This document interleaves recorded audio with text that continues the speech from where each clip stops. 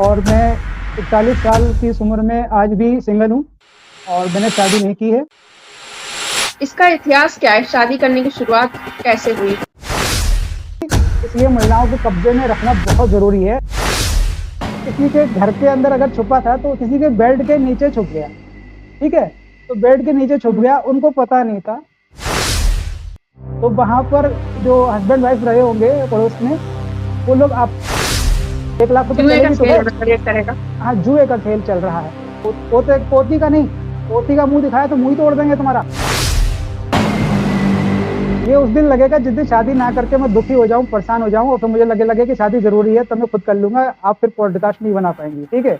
तो ये जो चीज़ है ना, ये जो है वो नेचुरल में जो मेरे साथ हो रहा है, मैं आपको कन्फर्म बता रहा हूँ कि मेरे साथ क्या हो रहा है। और बहुत से लोग कहते हैं कि अगर शादी नहीं करेंगे तो फिजिकल नीड कैसे पूरी करेंगे? तो इसका सॉल्यूशन यही है कि बिना शादी के भी कर सकते हैं वो तो। लेकिन समाज जो है ना, वो बिना शादी के फिजिकल रिलेशन को बहुत गलत समझता है। वरना आपकी पिटाई भी हो सकता है वहाँ पे आपके साथ कोई बहुत गलत का मतलब जान से भी मार सकता है कोई।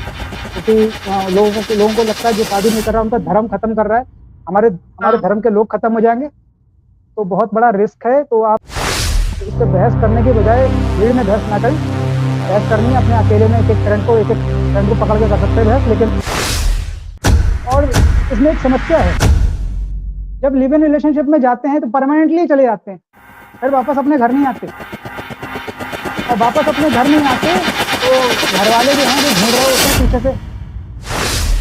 हुँ। मैं अपने विचार यहाँ साझा कर रहा हूँ, किसी को सही लगे तो ठीक है, नहीं लगते तो कोई नहीं।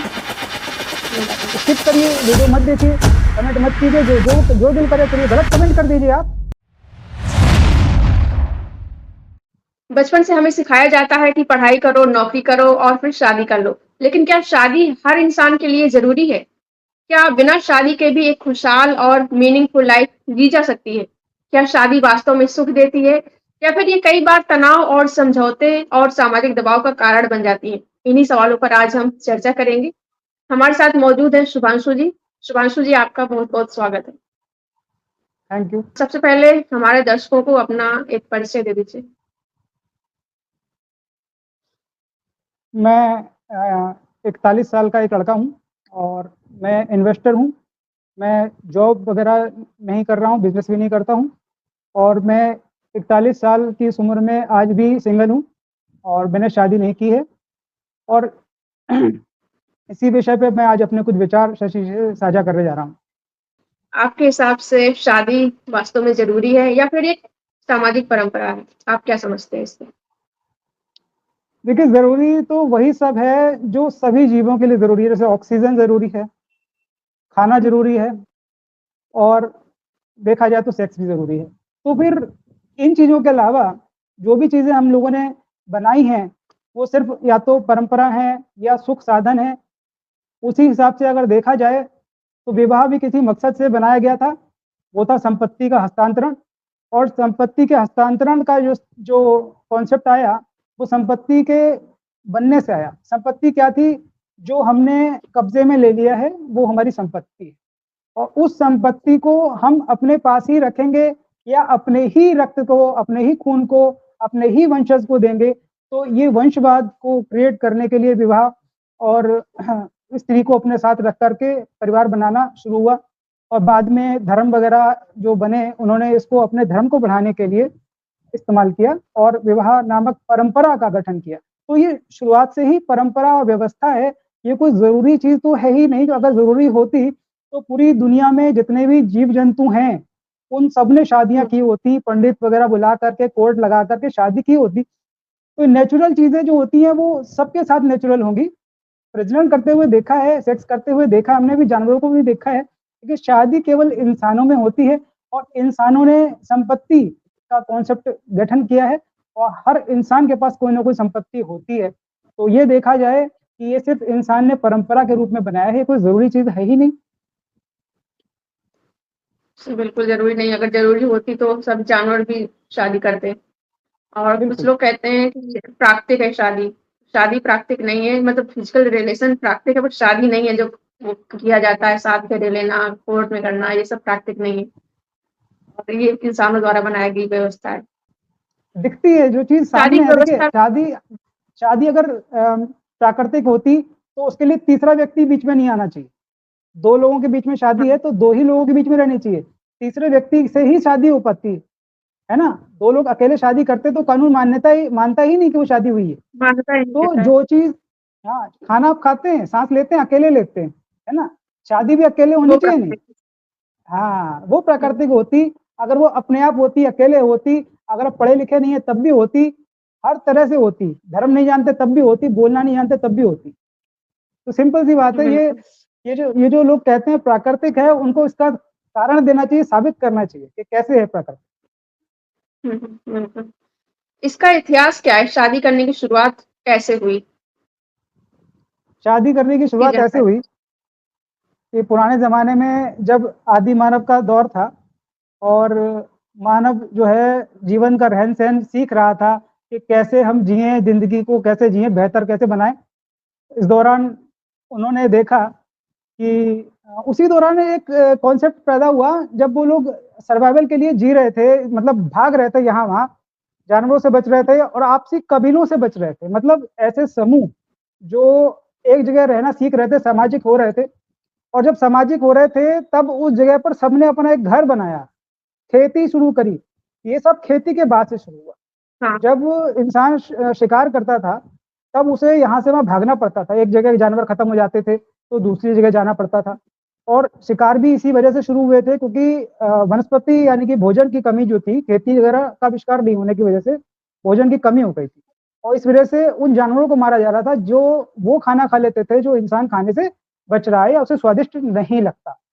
तो जब इंसान कहते हैं जब इकट्ठा रहना सीख रहा था और खेती करना सीखा, जब इकट्ठा रहना सीखा तभी उसने खेती करना सीखा, क्योंकि खेती एक जगह पर रहकर की जा सकती है और उसी खेती में जब भोजन खुद उगाने लग गए, तब एक घर बना लिया गया और वो घर बनाना इसलिए पड़ा क्योंकि खेती की देखभाल के लिए साल भर की फसलें होती हैं और अगर घुमंतू यानी बंजारा समुदाय टाइप का अगर हमारा स्वभाव रहा पहले की तरह, तो हम खेती नहीं कर सकते। तो जब खेती करनी शुरू हुई तो रहना शुरू हुआ एक जगह पर और एक जगह जब रहना शुरू हुआ तो पहली संपत्ति का गठन हुआ, वो संपत्ति थी घर, ठीक है? हुँ, जो हमने घर बनाया है वो हमारी संपत्ति हो गई और उसमें दूसरा घुस सकता है, इसलिए दरवाजे लगाए गए, बंद किया गया, देखभाल की गई और ये सब करने के लिए उसकी देखभाल के लिए जब वो खेती के लिए जा रहे हैं तो घर में कोई होना चाहिए, घर में कोई होना हाँ, चाहिए और होना कौन चाहिए? प्राकृतिक रूप से सेक्स तो शुरुआत से हो रहा था, जिसकी वजह से प्रजनन होते-होते आदि मानव की जनसंख्या बढ़ी, ठीक है ना? और उसी चीज़ हुँ, को जब उन्होंने देखा कि जो स्त्रियाँ हैं, वो किसी एक जगह टिकती नहीं है, कोई ना कोई आदमी जिसके पास ताकत ज़्यादा होती है, वो स्त्री को उठा ले जाता था। स्त्रियों को उठा ले जाने की वजह से हर व्यक्ति एक स्त्री से बच्चा पैदा नहीं कर पा रहा था। वो जिससे भी बच्चा पैदा कर रहा था, वो दूसरे के पास चली जाती थी या दूसरे का बच्चा लेकर के उसके पास आ जाती थी। तो उनका वंश जो था, वो मिश्रित हो गया था। यानी कि उस उन कबीलों दुश्मन कबीला जब हमला करता है, तो स्त्रियों को पहले प्रजनन करने की कोशिश करता है कि वो उसके वंशज इस कबीले में आ जाएँ और ये कबीला भी हमारा हो जाए। तो एक प्रकार से जब एक दूसरे पर हमला करके कब्जा करने की जो नीति आई कि इस कबीले की संपत्ति हम हथिया लेंगे और उसी हथियाई हुई संपत्ति को हम रक्षा करेंगे या हमारी संपत्ति कोई और हथिया ना ले इसलिए हम उसकी रक्षा करेंगे। इसलिए उस संपत्ति के लिए एक उन्हें चाहिए था अपना अपना विश्वास पात्र व्यक्ति और विश्वास पात्र व्यक्ति वही होगा जो हम खुद पैदा करेंगे और जैसे खिलाएँगे-पिलाएँगे, जैसे जानवर पालते हैं, तो उसे खिला-पिला के जब बड़ा करते हैं तो हमारा वफ़ादार बन जाता है। और यही यही सोच विकसित हुई धीरे-धीरे जानवरों से इंसानों में कि वफ़ादारी के लिए खिलाना-पिलाना, पालना सही है और संपत्ति की रक्षा के लिए ऐसे ही आदमी चाहिए जो उनके घर में ही रहता हो, उन्हीं के घर में रहे, तो वो अपना घर समझ के उसकी रक्षा करेगा। और इसी चक्कर में उन्होंने बच्चे पैदा करने के लिए, अपना वंश बढ़ाने के लिए और उस संपत्ति के हस्तांतरण के लिए कि कुछ हो जाए, चाहे आग लग जाए, कुछ हो जाए मेरे मरने के बाद कुछ हो जाए, लेकिन दुश्मन कबीले को ना तो मेरी पत्नी मिले, ना मतलब जिससे बच्चा किया वो मिले, ना ही दुश्मन कबीले का बच्चा हमारे कबीले में आए।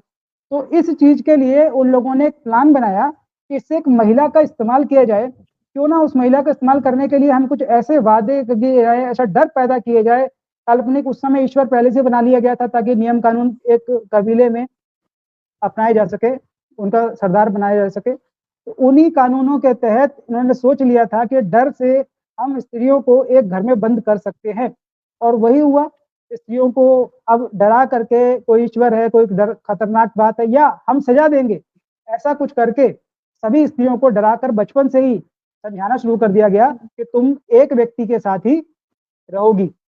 और इसी एक मोनोगेमी जो बनाई गई, ज़बरदस्ती थोपी गई, ये पहले नहीं थी इसलिए थोपी गई, और इसीलिए इसके लिए तरह-तरह की कल्पनाएँ की गई कि ये ऐसे वादे किए जाएँ, ऐसे मंत्र पढ़े जाएँ, ऐसा परंपराएँ जो होती है ना, जैसे क्या कहते हैं उसे, रीति-रिवाज़। तो हाँ, रीति-रिवाज़ जो बनाए गए, वो सब बातें एक प्रकार का सेटअप है, एक प्रोग्राम है, ताकि किसी को ये लगे कि ये कोई बहुत ही इम्पोर्टेंट और ज़रूरी काम हो रहा है, जिसमें बहुत सारे लोग शामिल हैं। तो इस प्रकार से महिलाओं की ऐसी कंडीशनिंग की गई कि वो डर के मारे, और ये सोच कर के कि शायद अब मैं सुरक्षित रहूँगी, अब मेरे साथ कोई कुछ गलत नहीं करेगा। और ये भी ऐसा इसलिए हुआ क्योंकि लोगों ने बाहर जब जो शादी के बगैर लड़की आज भी मिलती है, बाहर के जो शादी को मानने वाले लोग हैं, वो उनके साथ दुर्व्यवहार करते हैं, छेड़खानी करते हैं, उनके साथ रेप भी कर देते हैं और हत्या तक कर देते हैं। सोचिए, कोई व्यक्ति ऐसी दुर्व्यवहार उस स्त्री के साथ क्यों करेगा, जिसे वो वास्तव में इज़्ज़त करता है, पसंद करता है, वो ऐसा तभी करेगा जब उसे कोई परंपरा बचानी होगी, जब उसे कोई ऐसी परंपरा बचानी है जिसमें स्त्री को घर के अंदर रखा जाता है, तो ही वो ऐसा कुछ करेगा कि स्त्री घर में रहे, बाहर ना निकले। हाँ, और इसीलिए बाहर जितने भी छेड़खानियाँ हो रही हैं, बाहर जितने भी रेप हो रहे हैं, बाहर जितने भी शोषण हो रहे हैं, उन सबके पीछे शादी नामक संस्था को बचाना ही है। क्योंकि अगर महिला घर से बाहर निकली, तो वो पुरुषों की जगह ले लेगी, और फिर पुरुष अपना वंश कैसे चलाएँगे? वो जो लाखों करोड़ों रुपए रिश्वत लेकर के या ठगी से इकट्ठा कर लिए या मेहनत से इकट्ठा कर लिए, वो कोई और ले जाएगा, क्योंकि खुद तो ज़िंदगी में खर्च कर नहीं पाएँगे। तो इसलिए हाँ, उन्हें एक स्त्री चाहिए थी, और उन्होंने उसके लिए एक ऐसी व्यवस्था बनाई। उस व्यवस्था को बनाए रखने के लिए स्त्रियों को बाहर डराया गया कि घर से बाहर निकली तो मार दी जाओगी, घर से बाहर निकली तो रेप हो जाएगा। और ऐसा डर पैदा करने के बाद स्त्रियों को घर में रखा गया, पढ़ाया-लिखाया तक नहीं गया, और पराई तो तुम पराई हो, ये कंडीशनिंग की गई, ताकि लड़के का जो भाई है, मतलब जो लड़की का अगर कोई भाई है, तो उस भाई को लड़की की संपत्ति जो है वो मिल जाए, और लड़की घर में कोई कब्ज़ा ना कर ले, कोई जगह ना घेर ले, तो लड़की पूरी तरह से घर से निकाल दी जाए, क्योंकि वो दूसरे का के काम आ रही है ना, हमारे तो काम की है नहीं, है ना? बच्चा दूसरे का पैदा करेगी, तो वो बच्चा पैदा करने के लिए ही पैदा करते हैं, और दूसरे शादी में वो बच्चा पैदा करने के लिए ही चली जाती है। तो इस तरीके से विवाह व्यवस्था ने ये सब व्यवस्था करी, और शादी की शुरुआत जो हुई इसी तरीके से हुई। शुरुआत में जब जब शुरुआत बिल्कुल शुरुआत थी, तब ना तो लोगों को ठीक से तरीके पता थे कि शादी कैसे सफल होगी। तो उन्होंने शुरुआत में शादी के जो हिंदू धर्म में करीब 6, 7, 8 विवाह के तरीके हैं, जिनमें गंधर्व विवाह भी है, और भी कई सारे विवाह हैं जिनमें से उठा के ले जाने वाले विवाह भी हैं। वो सभी विवाह के सभी तरह क्षेत्र में ही अच्छा, कई तरीके के ऐसे थे। बाद में हाँ, धीरे-धीरे एक ब्रह्म विवाह जो आजकल विवाह होते हैं ना, फेरा लेकर के, ये विवाह जो होते हैं, ये ब्रह्म विवाह कहलाता है। तो ये ब्रह्म विवाह जो है, ये फ़ेमस हो गया। क्यों फ़ेमस हो गया? क्योंकि इसमें बहुत फ़ायदा था, पंडितों को बहुत फ़ायदा था। एक एक जो पुरोहित समुदाय है, ये पुरोहित समुदाय ने ही इसको फ़ेमस किया, ताकि मेरे बगैर ये कोई शादी कर ही ना सके। यानी कि 2 लोग जो हैं, वो अगर अपना परिवार शुरू कर रहे हैं या प्रजनन करना जा रहे हैं, तो उन्हें मुझसे आज्ञा लेनी पड़ेगी, मुझसे जाँच-पड़ताल हुँ, करवानी पड़ेगी, और तभी मैं आज्ञा दूँगा, और तुम मुझे दान दोगे, दक्षिणा दोगे, तभी मैं तुम्हें शादी की अनुमति दूँगा। सही है? हुँ, तो ये ब्रह्म विवाह कहलाता है, और इसी प्रकार से मैंने शॉर्टकट में बताया है। तो इसका इसका विस्तार से जानने के लिए एक किताब है, जिसका अभी मुझे नाम याद नहीं, लेकिन भारतीय विवाह व्यवस्था का इतिहास करके किताब है, उसमें पूरा इतिहास देखा जा सकता है। मैंने शॉर्ट टर्म में आपको ये बता दिया कि आदि मानव ने कैसे कबीलों में आकर के कैसे इकट्ठा रहना सीखा, सामाजिक हुआ, और अपनी संपत्ति की रक्षा और वंश बढ़ाने के लिए, अपनी ईगो के लिए कैसे उसने विवाह को बनाया, ताकि स्त्रियों को डरा के, धमका के या मजबूर करके अपने घरों में रखा जा सके। तो विवाह व्यवस्था महिलाओं के खिलाफ है, भले ही कितनी भी अच्छी लगती हो, बिल्कुल कितनी भी सर, बातें महिलाओं को पसंद हो इसमें, लेकिन वो सब कंडीशनिंग है। सच्चाई अगर जाननी है, तो महाकुंभ मेले में जाकर के देखो, कितने सारे आदमी बिना विवाह के घूम रहे हैं, विवाह करके छोड़ चुके हैं या बिना विवाह के वहाँ पहुँच हाँ, गए हैं। वो अकेले रहना चाहते हैं, समाज को दूर छोड़ देना चाहते हैं। अगर वास्तव में शादी फ़ायदा करती, तो महाकुंभ में सन्नाटा होता, वहाँ पे कोई एक आदमी भी नहीं होता, ठीक है ना? लेकिन स्त्रियाँ कम हैं, स्त्रियाँ इसलिए कम हैं क्योंकि असल में उनको घर से निकलने ही नहीं दिया जाता है। जो आदमी शादी को सही मानता है और सही उसे बनाए बैठा है, वो व्यक्ति महिलाओं को वहाँ आने नहीं देगा और इसीलिए वजह है कि महिलाएँ शादी कर रही हैं, तो वो मजबूरी है और मजबूरी जिस दिन दूर हो जाएगी, यानी पुरुषों के बराबर स्त्री खड़ी हो जाएगी, उस दिन शादी भी खत्म हो जाएगी। बिल्कुल, शादी मतलब कह सकते हैं पितृसत्तात्मक मानसिकता से इसकी व्यवस्था शुरू हुई। बिल्कुल, पितृसत्तात्मक है। वंशवाद ही पितृसत्ता है, वंशवाद पितृसत्ता है कि मेरे को मेरे मेरे मेरा पुरुष ही को पैदा करेगा, पुरुष को ही पैदा करेगा, तभी उसका वंश चलेगा, तभी तो वो उस घर में रहेगा, उसी व्यक्ति को आगे भी संपत्ति देगा। अपनी प्रतिकृति पैदा करना पितृसत्ता है और महिलाओं को, चूँकि महिलाएँ अगर बीच से हट गई, तो पितृसत्ता ऑटोमेटिक खत्म हो जाएगी, इसलिए महिलाओं को कब्ज़े में रखना बहुत ज़रूरी है, पितृसत्ता बनाए रखने के लिए। तो आपने शादी ना करने का फैसला क्यों लिया? आपने शादी क्यों नहीं की? इसकी वही वजह क्या है? सीधी सी बात है, जब मैं छोटा-सा था, तो मैं खेलने के लिए, जब बहुत छोटा था, तब बच्चों के साथ खेलने जाता था और खेलते-खेलते मुझे, देखो, मैं शुरुआत से ऑब्ज़र्वेटिव टाइप का इंट्रोवर्ट था शुरुआत से ही। मैं बोलता कम था, देखता ज़्यादा था, सुनता ज़्यादा था और वही हुआ कि खेल-खेल में हम जिन-जिन घरों में गए, उन घरों में मेरी एक आदत थी, मैं छुपन-छुपाई वगैरह गेम होते हैं ना, उसमें खेल छुप जाते, हाँ। तो वैसे ही मैं किसी के घर के अंदर अगर छुपा था, तो किसी के बेड के नीचे छुप गया, ठीक है?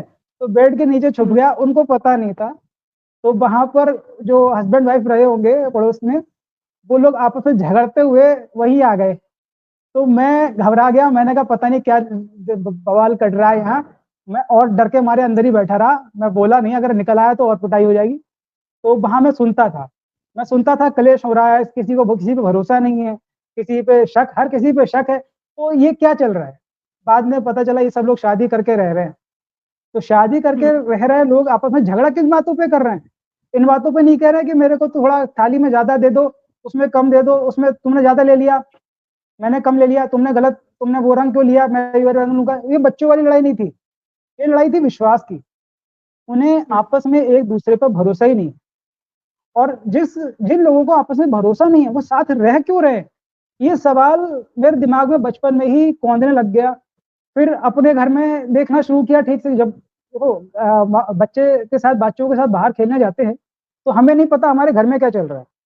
लेकिन जब हम सोचने लगते हैं कि क्या हमारे घर में भी ऐसा होता होगा? तो मैं वापस अपने जब घर में आता था, तो मैंने भी देखना शुरू किया कि मेरे घर में भी मेरे सामने झगड़े शांत चुप हो जाते हैं लोग, पर मेरे पीठ पीछे बहुत बड़े कांड मेरे घर में भी चल रहे थे। तो मैंने उनको भी छुप-छुप के सुना, समझा और फिर मैंने देखा ये हर घर की कहानी है, मेरे घर भी शामिल है और कई घरों में, और जिन घरों का मैं नहीं जानता, उनको नहीं जानता, उनके घर ही नहीं गया या उन लोगों ने मुझे देख लिया तो उन्होंने ऐसा छुप के किया या नहीं किया उस दिन, तो मुझे ये लगने लगा कि ऐसा लग रहा है कि कुछ गड़बड़ इसी व्यवस्था में है। ये जो लोग साथ रह रहे हैं, ये छोड़ते क्यों नहीं है एक-दूसरे को? मेरा मेरे कई दोस्त थे और अब कोई दोस्त नहीं है, क्योंकि सब में कोई ना कोई झगड़ा हुआ और हमने उसे छोड़ दिया। कोई ना कोई बुराई मिली और हमने उसे छोड़ दिया। लेकिन ये कौन लोग हैं जो रोज़ लड़ते हैं, झगड़ते हैं, मारपीट हो जाती है, लेकिन जाते नहीं हैं, एक एक घर से नहीं जाते हैं, यहीं रहते हैं। तो मुझे पता चला कि ये एक व्यवस्था है जिसे कहते हैं शादी, और इस हुँ। शादी में आदमी और या औरत जो भी जाती है, फँस जाता है, वो उस घर को छोड़ नहीं सकते। आदमी इसलिए नहीं छोड़ सकता क्योंकि वो उसी के घर है, उसके पापा ने दिया या उसने खरीदा। स्त्री इसलिए नहीं छोड़ पाती क्योंकि उसके पापा ने उसे घर से निकाल दिया पराया धन कह के, वो वापस कहाँ जाएगी? तो मैंने देखा ये क्या चल रहा है, ये फ्रेंडशिप नहीं है, ये फ्रेंडशिप नहीं है और फ्रेंडशिप में एक-दूसरे का ख़्याल रखा जाता है, झगड़ा भी होता है, लेकिन उसमें झगड़े की एक लिमिट होती है, उस लिमिट से पार निकल जाने पे ब्रेकअप हो जाता है, झगड़ा खत्म हो जाता है, वहाँ से हम आउट हो जाते हैं, कहते हैं समझ जाते हैं ये इंसान और हमारी नहीं बन रही, कॉम्पैटिबिलिटी नहीं है और हम वहाँ से चले जाते हैं, वो रिश्ता 1 सेकंड में खत्म हो सकता है। देखिए शादी में हम उसी रिश्ते में मरने तक रहते हैं, चाहे हमें घुट-घुट के घुटन में ज़िंदा रहना पड़े या आत्महत्या करनी पड़े या एक दूसरे को मार डालना पड़े। और आजकल तो इतनी खबरें आने लग गई हैं कि सबको पता चलने लगा है कि शादी अब फेल संस्था है और धीरे-धीरे ये खत्म हो रही है। तो मैंने बचपन में ही ये सीख लिया था कि अगर मुझे घर में शांति से रहना है, तो मुझे किसी और विचार के व्यक्ति को अपने घर में परमानेंटली नहीं रखना है और इसकी जो जड़ थी वो थी शादी और मैंने इसलिए बचपन से ही शादी का विरोध किया, इतना विरोध किया कि रोया-पीटा कि शादी नहीं करूँगा। बचपन में जब छोटा-सा था, तो मेरी आवाज़ भी रिकॉर्ड की गई कि मैं शादी नहीं करूँगा। वो अब तो फिलहाल मैंने ही डिलीट कर दिया था गलती से बचपन में ही थोड़ा, लेकिन वो रिकॉर्ड की गई और कहा गया कि जब तुम बड़े हो जाओगे ना, तो तुम्हें ये सुनाएँगे कि तुमने कहा था शादी नहीं करोगे और तुमने कर ली। तो ये चीज़ जो थी ना उल्टा और मेरे को प्रोवोक किया, इसने जो उकसाया कि अगर मैंने ऐसा गलती से भी कर लिया, तो मेरी जो बचपन में कही हुई बात है, वो बेकार चली जाएगी। तो इससे उल्टा और नुकसान उन्हें हुआ और मैंने उस बात को और पक्का हो गया कि मैंने कहा अब तो कतई नहीं करनी, अब तो गलती से भी नहीं करनी, तलाक का भी ऑप्शन है तब भी नहीं करनी। और यही वजह है कि मैंने शादी कभी नहीं की और ना कभी करूँगा, आजीवन ऐसा ही रहूँगा। चाहे कोई मेरे साथ फ्रेंड बने या ना बने, मैं अपनी ज़िंदगी में कम से कम किसी और के आने से जो परेशानियाँ होती हैं ना, उनसे तो बच ही गया। और दूसरा स्त्रियों के साथ जो होता है, उनका मन नहीं है मतलब जाने का मन है और यहाँ रहने का मन नहीं है, तो भी शादी उन्हें फँसा देती है, तो मैं किसी को फँसाना नहीं चाहता हूँ। अगर कोई भी रहना चाहती है, तो वो लड़की अपनी खुशी से रह सकती है और रहने के बाद जब जिस दिन मन करे, वो जा सकती है। किसी और के साथ भी जा सकती है, अपने साथ भी रह सकती है, कहीं भी रह सकती है, लेकिन मैं उसे फ़ोर्स नहीं करूँगा, मैं उसे रोकूँगा नहीं। और इसलिए जो है शादी करना मुझे बिल्कुल ही गलत लगा और महिलाओं को शोषण तो आपको पता ही होगा कि शादी में कैसे होता है। महिलाओं से घर के काम कराए जाते हैं, बाहर का कोई काम करने नहीं दिया जाता। यहाँ तक कि महिलाएँ जब रील बनाती हैं, वीडियो बनाती हैं, तो उसमें भी पति, उनका ससुर या सास वगैरह जो हैं, उनका फ़ोन, कैमरा तोड़ देते हैं, मना करते हैं कि हाँ, ये बहुत नहीं सारी करना। खबरें ऐसी आती हैं, मर्डर तक हो तो जाते हैं, बहुत सारी ऐसी खबरें हाँ, आई हैं, बिल्कुल, आप मर्डर ये तक देखिए कर देते हैं। महिलाओं को बाहर नहीं जाने देते। बाहर जाती है तो उनका शोषण कराया जाता है कि तुम वापस घर में जाओ और जब घर में आकर के कंटेंट बना रहे हैं, उसमें भी असल खेल क्या है ना, महिला आत्मनिर्भर ना हो जाए, उसके बाद पैसा ना आ जाए, बस यही खेल है। इससे क्या उन्हें क्या नुकसान है अगर कोई वीडियो देख रहा है किसी लड़की का, उनको क्या नुकसान है? उनको कोई नुकसान नज़र उनकी नहीं इज़्ज़त आ रहा है। इज़्ज़त एक का ही सवाल बन जाता है, इज़्ज़त का हाँ, क्या होगा फिर वही तो, समाज में? वो इज़्ज़त क्या है? वो इज़्ज़त क्या है? वो इज़्ज़त है समाज जैसी कॉपी करना, वो समाज जो कर रहा है ना, हम वही करेंगे तो समाज कहेगा, "अरे वाह! तुम हमारे जैसा कर रहे हो, बहुत बढ़िया।"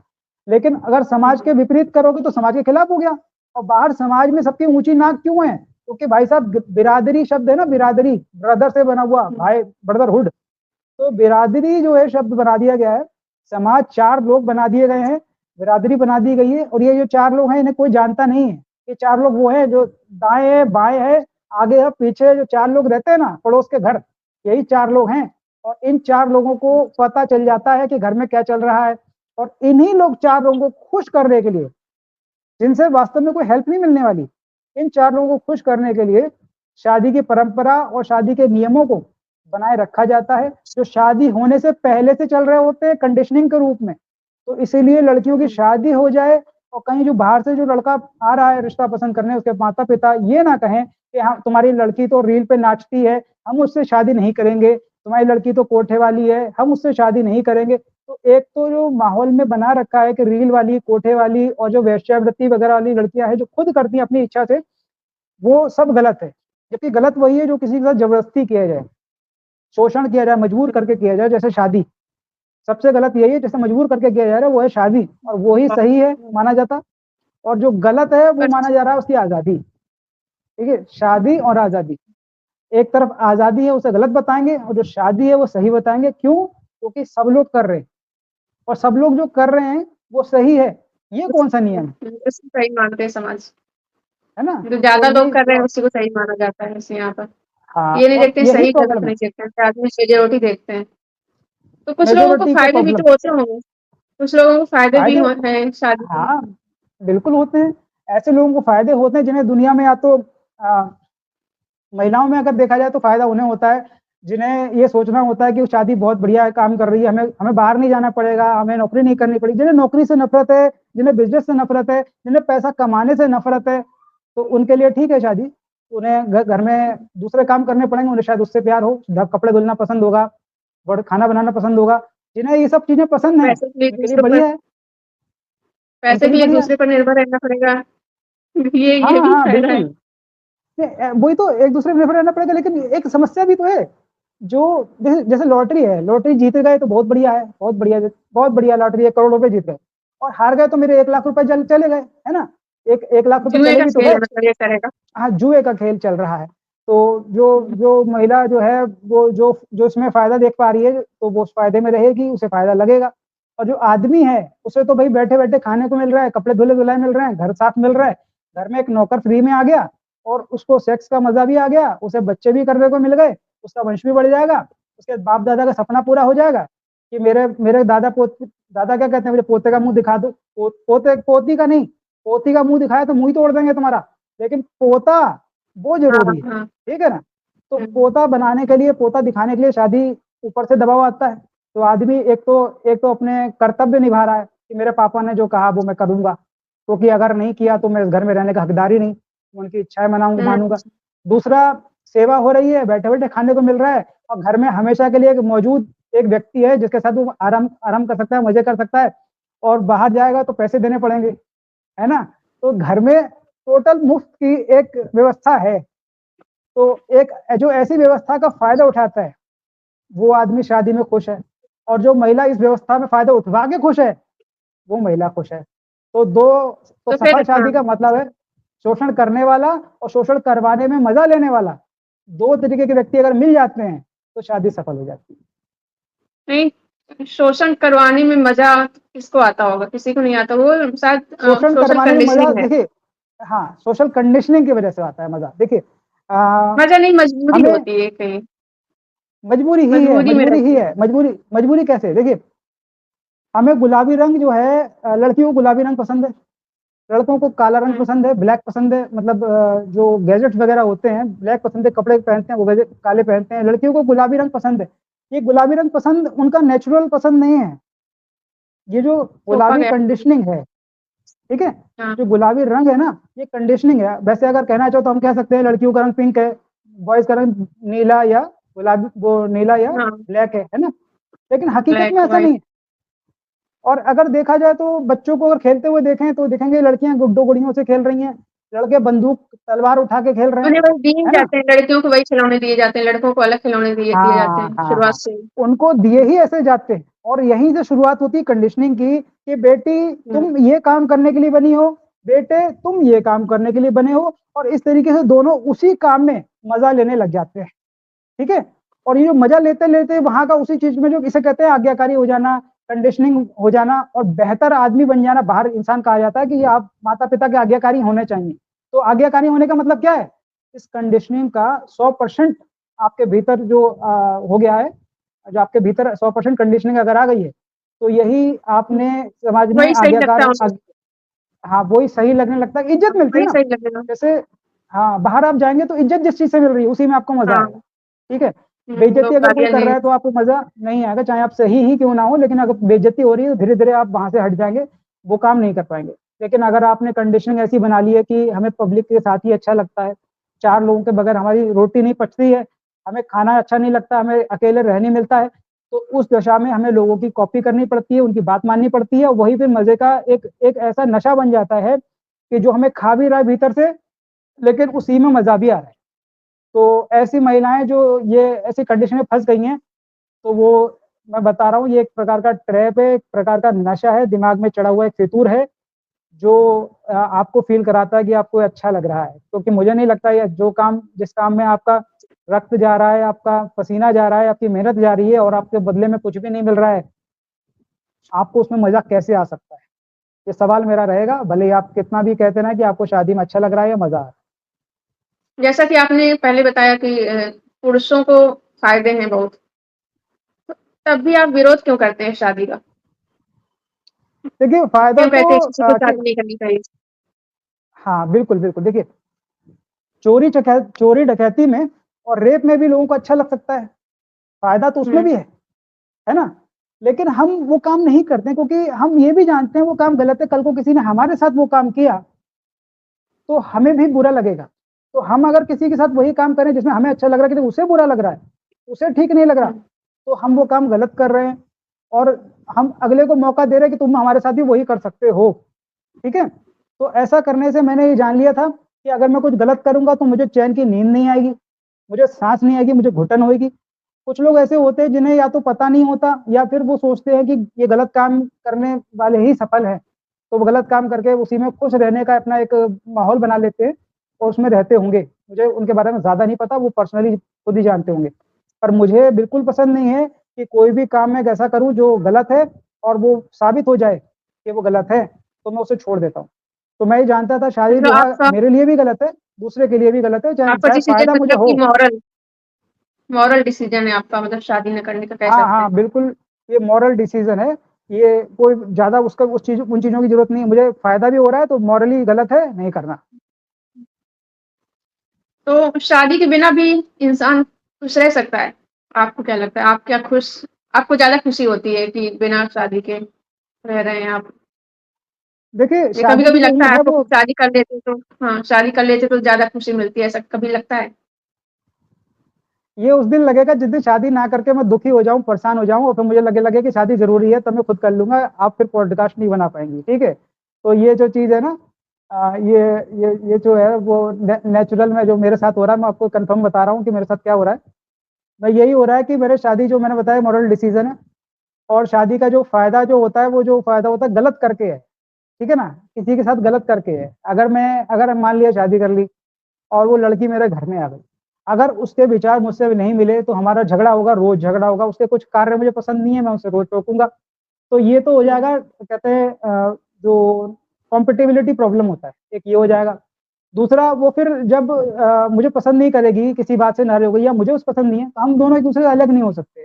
ठीक है ना? तो एक प्रकार का नहीं ये बहुत मुश्किल तलाक होता है, डिवोर्स है पर हाँ, डिवोर्स का है ना नहीं, सॉल्यूशन है, नहीं, डिवोर्स तो देखिए डिवोर्स के बाद वो जाएगी कहाँ? डिवोर्स के एलिमनी बाद देनी ऐसा तो पड़ेगी। है नहीं। हाँ, तो एलिमनी में कितना पैसा देते हैं? बहुत कम देते हैं, ठीक है ना? हुँ, एलिमनी में 30% का ही रूल है। यानी अगर मैं 1 लाख नहीं कमाता बहुत हूँ, वो ज़्यादा भी होता है। अगर हाँ, 1 लाख कौन कमाता है बट वैसे आज भी के हाँ, ज़माने में? सबको नहीं मिलती है, सबको 1 सबको लाख मिलती भी में नहीं वैसे। 1 लाख में 30,000 ही दे सकते हैं लड़की को हम, 1 लाख में। तो अगर हुँ, हमारा तनख्वाह ही अगर 15-20 हज़ार रुपए है, तो लड़की को कितने मिलेंगे? 1-2 हज़ार रुपए मिलेंगे, है ना? हुँ, तो एलिमोनी जो है परसेंटेज पे निर्धारित है। तो ये जो है थोड़ा ही सपोर्ट कर पाती है, ज़्यादा नहीं कर पाती है। तो अगर देखा जाए तो जितने भी तरीके हैं, वो सारे कुल मिला के शादी को बचाने के ही हैं, तोड़ने के नहीं हैं। कोर्ट भी कहती हैं, सरकार भी कहती है कि शादी मत तोड़ो, सुलझा लो आपस में, बना लो। तो इतना दबाव होता है कि कई बार क्या होता है कि गुस्सा शांत हो जाता है, फिर से हम लोग वापस आ जाते हैं। फिर बैठ जाते हैं, कहते हुँ, चलो एक बार और एक मौका और देते हैं। लेकिन ऐसा करते-करते हमारा मानसिक ब्रेन जो होता है ना, इस तनाव में चला जाता है और हम बार-बार एक ही ट्रैप में फँसते चले जाते हैं। और इसी ट्रैप से बचने के लिए तरीका यही था कि किसी को बाँधने की ज़रूरत नहीं है। किसी को अगर हमारे साथ रहना अच्छा लगता है तो कभी जाएगा ही नहीं, सही ना? और किसी को हमारे साथ रहना पसंद नहीं है, तो उसे बाँधने का क्या फ़ायदा? ये तो गलत है ना बाँधना किसी को। तो ये सब चीज़ें लेकिन जो हैं हाँ, हाँ, समाज तो बोलिए, गलत बोलिए। समझता है ना कि सिर्फ़ बिना शादी के कोई 2 लोग साथ में रह रहे हैं, तब भी गलत कहते हैं, उनको चरित्रहीन कहते हैं, तरह-तरह की गालियाँ देते हैं, साथ नहीं रहने देते, तो नहीं, ऐसे में क्या सॉल्यूशन है? देखिए शादी सॉल्यूशन करना तो यही ज़रूरी है। है क्या तो? वो जैसे ना मैं बताऊँ एक पार्टी का जो सपोर्टर होता है, दूसरी पार्टी के सपोर्टर से जाके लड़ता है। तो ऐसा करने पे क्या किया जाए? वो यही तो सोचता है कि वो हमारी पार्टी में आ जाए। जो हुँ, मान लिया कांग्रेस है और बीजेपी मान लो 2 पार्टियाँ हम लोगों के सामने। अब क्या होता है बीजेपी वाले कांग्रेस वालों को गाली देते हैं ताकि वो लोग हुँ, हमारे पास आ जाएँ, बीजेपी में शामिल हो जाएँ और कांग्रेस वाले बीजेपी वालों को गाली देते हैं ताकि बीजेपी वाले कांग्रेस में शामिल हो जाएँ।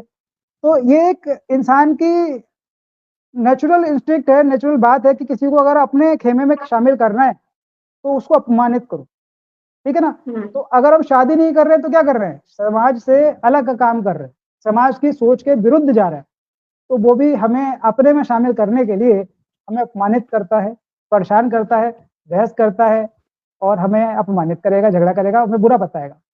तो अगर आप अपने अपने जो विचार हैं, अपना जो नैतिकता है, उस पे अडिग हैं, तो आपको इन सबको इग्नोर करना पड़ेगा।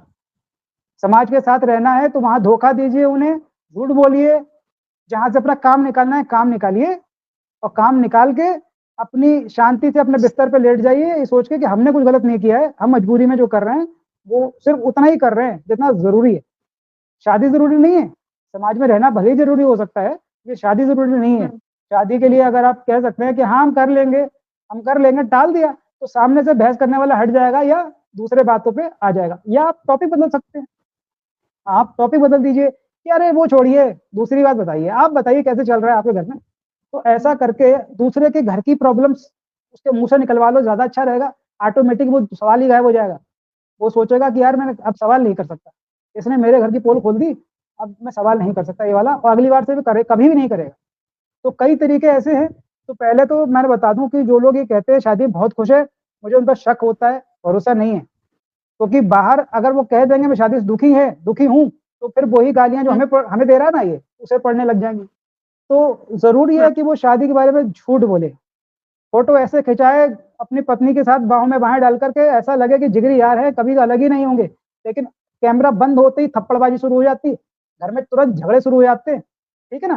तो ये हुँ, सब एक दिखावे का जोर ज़्यादा है। असल में मैंने बताया ना कि बेड के नीचे छुप के सुनिए, किसी के मुँह पर किसी से पूछिए मत कि आप शादी में खुश हैं। उसके बेड के नीचे छुप जाइए, फिर सुनिए कि वो शादी से खुश हैं या नहीं खुश हैं।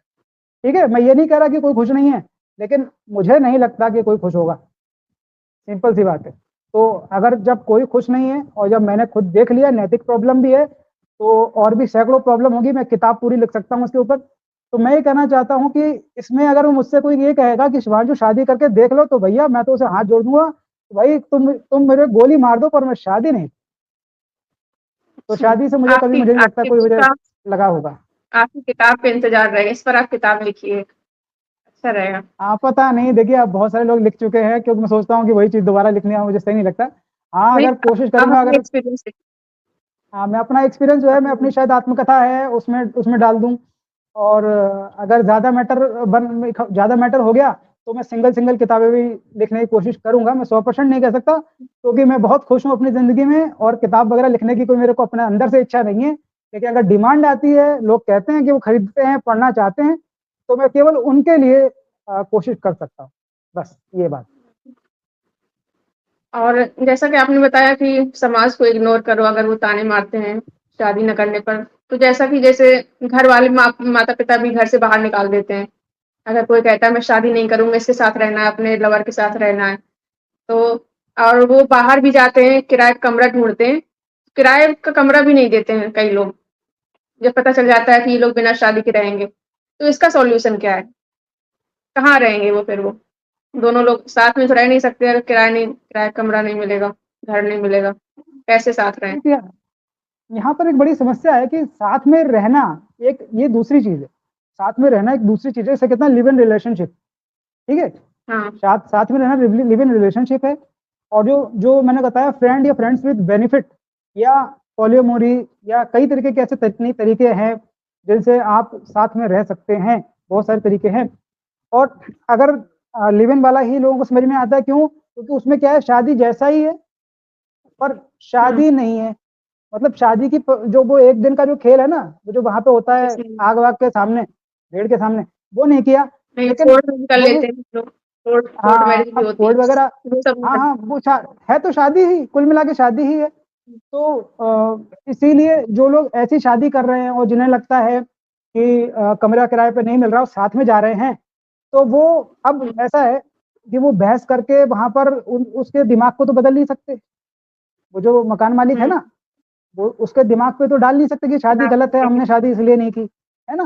तो आपकी अटकी है, आपको चाहिए घर, तो वहाँ पर आप क्या कर सकते हैं, वहाँ कह दीजिए हम शादीशुदा हैं, ठीक है? उनसे कह दीजिए वो हम लोग शादीशुदा हैं, सर्टिफ़िकेट सर्टिफ़िकेट खो गया, माँगते हैं। कोई सर्टिफ़िकेट नहीं माँगता है। आपके मम्मी-पापा उससे पूछना, अपने मम्मी-पापा का सर्टिफ़िकेट दिखाओ, है क्या उसके पास? हुँ, उसके बाप-दादा का पूछ लो, तब तक पूछते रहो जब तक सर्टिफ़िकेट नहीं है उसके पास, ऐसा कोई स्वभाव आ जाए, फिर कहना हमारे पास भी उसी वजह से नहीं है, खो गया। ठीक है ना? तो कोई हुँ, भी आप ये मत कहिए ना हम अभी करके आए हैं शादी, कह दीजिए 3-4 साल हो गए, घर से घर बदल रहे हैं, वहाँ वहाँ काम नहीं चला, दूसरी जगह आ गए, तो क्या हुआ, हमारा सर्टिफ़िकेट भाई खो गया सामान में कहीं, कहीं बह गया। तो ऐसा करके अगर आपका काम चल जाता है, तो चला सकते हैं। आप दूसरे के घर में जा रहे हैं, तो उसके रूल चलेंगे ना, लेकिन अपना थोड़ा-सा रूल आप ये चला सकते हैं कि उसकी बात मान लीजिए, उसने कहा शादीशुदा चाहिए तो शादीशुदा चले गए, अगर साथ में है कोई तो। और अगर नहीं है तो भी मैं आपको एक तरीका बता रहा हूँ कि आप कह दीजिए मेरी पत्नी गांव में है, मैं शहर में काम कर रही है, पढ़ने आया हूँ और मैं अपनी पत्नी से मिलने भी जाता रहूंगा, ऐसी सी बातें कह के किराए पे कमरा मिल जाता है। जहाँ चाह है वहाँ राह है। कोई भी चीज कहीं भी, कोई भी सवाल आप पूछिए, मैं हर चीज का आंसर दे सकता हूँ, हर चीज का प्रैक्टिकल एग्जाम्पल करके दिखा सकता हूँ। और शादी की समस्या जो भी है उन्हीं के दिमाग में आती है जिनको लगता है कि शादी ना करके गलती करी। जिसने जान लिया शादी करना ही सही है, शादी करना गलती नहीं है, शादी मतलब शादी ना करना गलती नहीं है, शादी करना गलती है, तो वो ऑटोमेटिक आंसर निकाल लेंगे जैसे मैं निकाल रहा हूँ। सही। और बहुत से लोग कहते हैं कि अगर शादी नहीं करेंगे तो फिजिकल नीड कैसे पूरी करेंगे? तो इसका सॉल्यूशन यही है कि बिना शादी के भी कर सकते हैं वो तो।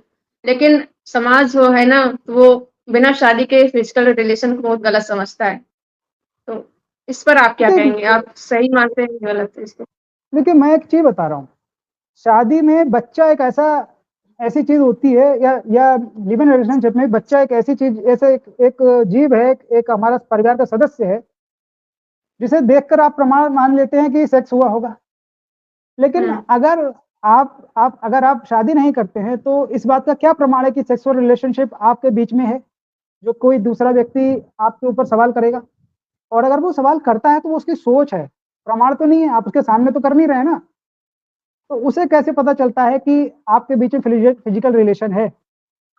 इस चीज को आप छुपा सकते हैं। अगर आपको पब्लिक से डर लगता है तो आप इसको छुपा लीजिए कि आपके बीच में कोई सेक्सुअल रिलेशनशिप है, ठीक है? और नहीं तो ऐसे ग्रुप, ऐसे माहौल में रहिए जहां आपको लोग स्वीकार करते हो बिना शादी के, और सेक्स करने वाले लोगों को बीच में स्वीकार करते हो। और बाकी जो मैंने बताया कि जो लोग आपको स्वीकार नहीं करते उनके बीच में अवॉइड करने के लिए आप जो करना चाहें उस समय कर सकते हैं। किसी से बहस नहीं करनी है, किसी से समझाना नहीं है, वरना आपकी पिटाई भी हो सकती है। हो सकता है वहां पे आपके साथ कोई बहुत गलत का मतलब जान से भी मार सकता है कोई, क्योंकि लोगों को लगता है जो शादी नहीं कर रहा उनका धर्म खत्म कर रहा है, हमारे हमारे हाँ। धर्म के लोग खत्म हो जाएंगे। तो बहुत बड़ा रिस्क है। तो आप इस पे बहस करने के बजाय भीड़ में बहस ना करें।